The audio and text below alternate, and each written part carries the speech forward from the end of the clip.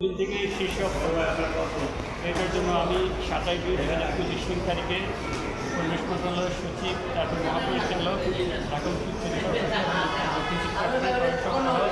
এই অফিসার এবং সংশ্লিষ্ট যারা আছেন তাদের সকলকে রিপ্রেজেন্টেশন পাঠায় যে ঢাকার বায়ুমান নিয়ন্ত্রণের জন্য আপনারা যথাযথ পদক্ষেপ গ্রহণ করেন।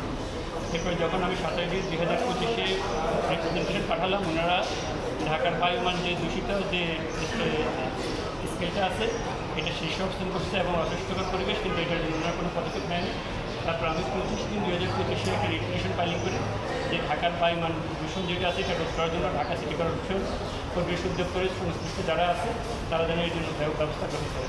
তো আজকে এটা আমাদের মাননীয় বিচারপতি কাজী জিনাত এবং মাননীয় বিচারপতি নাহাজ সিদ্দিকা ওনাদের বেঞ্চে আজকে 100 আইটেমে আজকে আমরা এটা রিট কোশ্চেন হিয়ারিং করি। রিট কোশ্চেন হিয়ারিং করার পরে মাননীয় বিচারপতি মহোদয়গণ আজকে কাজ করলেন যে 4 সপ্তাহের মধ্যে কেন ঢাকার বায়ু যে দূষণ আছে দূষণ নিয়ন্ত্রণকল্পে কোনো ব্যবস্থা গ্রহণ করা হবে না। আর হচ্ছে আমি যে রিপ্রেজেন্টেশনগুলো দিচ্ছি ওই নিষ্পত্তি করার জন্য ডাইরেকশন দিচ্ছি, যেগুলো অনমেরিট নিষ্পত্তি করার জন্য।